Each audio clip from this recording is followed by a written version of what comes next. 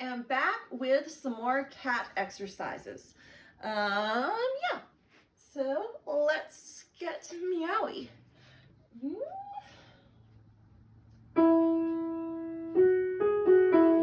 Just a simple one in the low middle voice. Nice and gooey and sweet. Meow. Or if the open vowel is less working for you, you can go meow. So, meow. Meow. Meow. Meow. So that one's fun and kind of sweet. And then ones maybe get us moving a bit more and a little buzzier. We can do something like this.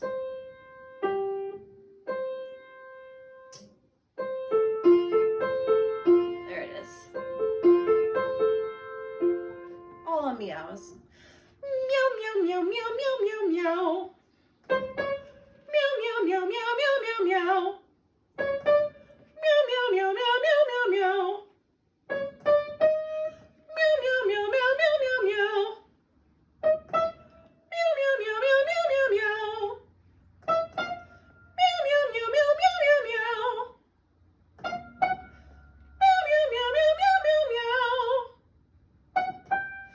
Meow, meow, meow, meow, meow, meow, meow. Yeah, so that's one. It's kind of good for moving into the upper range. It's not for really like holding a beautiful long high note, but it's good for just kind of tapping in there, stretching the chords, and using that wonderful nasal consonant of the M in meow, meow, which just sends like vibration all across our face, which is wonderful.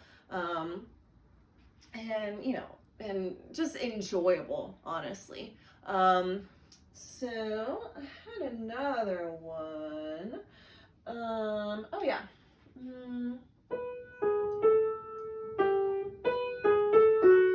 There it is.